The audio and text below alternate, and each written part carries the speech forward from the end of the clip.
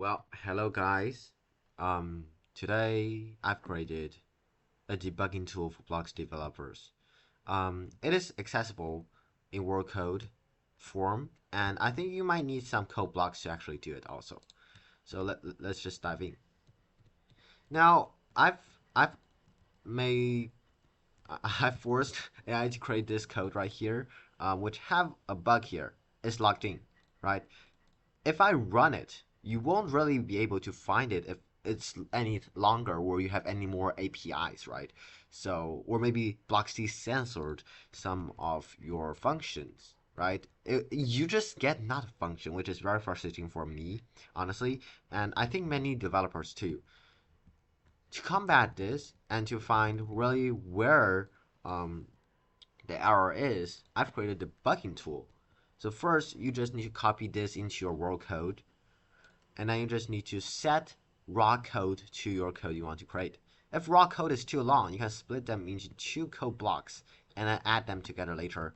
And don't forget to add this at the end of code block, because if you don't add this, it will just say results too large, which I have no idea why they want to add this, but this is a little hack to like bypass that. And then you type init. You say debugger, it is initializing, right? And you will see this kind of part of the screen being like your code. And you have step over and step.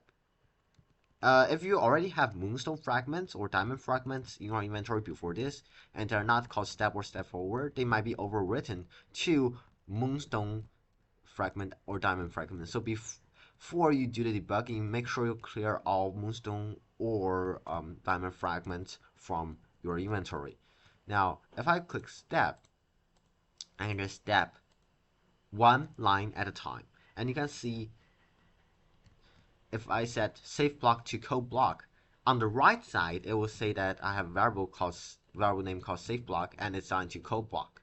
And it will do it for every single variable.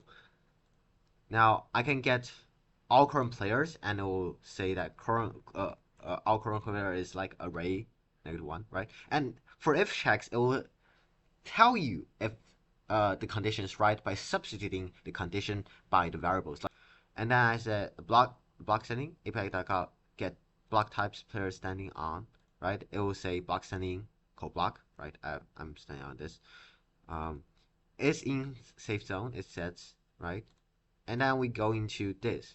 As you can see, it's substituted code block with block standing B, and safe block with code block and code block, which is true. You can see that with the if check on the right.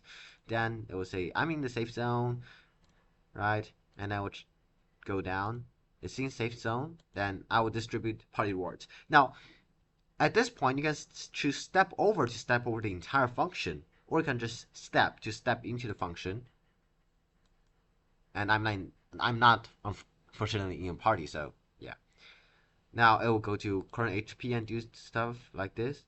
This will result in an error, right? It will say that there's error in 39. If I run this, oops, sorry. If I run this while staying on a code block, it will says set health didn't work, invalid argument. Now, I mean, it shows you the exact error, but if you have many set healths, you will know what set health really trigger this error. So this is a pretty handy tool to tell you about that. Let's just say, let's reinitialize it. Let's start from the ground, but this time I'm going to add a break. I'm going to add a breakpoint here, /s break. This exact wording, okay?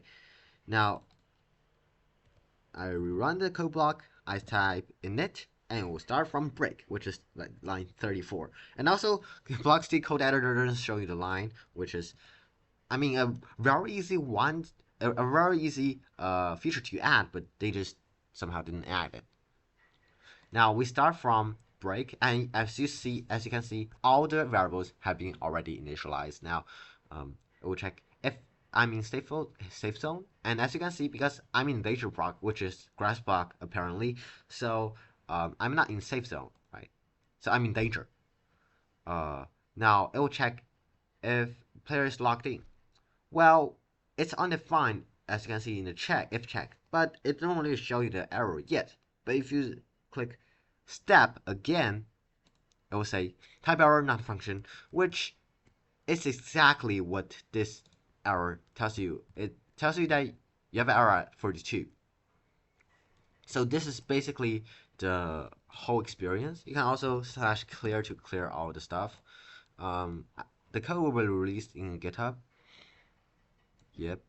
And there's something more, step, and you can get info by info and step by step. But I do not recommend doing it in command line, because if you spam it too much, you will get muted for like 70 seconds or something. So I suggest you click, or maybe just hold right click for a step or step over. Yeah, because this supports that, so you can just hold right click to run over it instead of always clicking. Yeah, that's about it. So if you think this project is cool enough to follow it, subscribe to the channel. There should be updates coming soon regarding debugging for callbacks, so make sure you don't miss that. And also, this channel provides some decent content, so why not? Yeah, we are already at 500 subscribers, and I will appreciate it if you subscribe. Thank you for watching.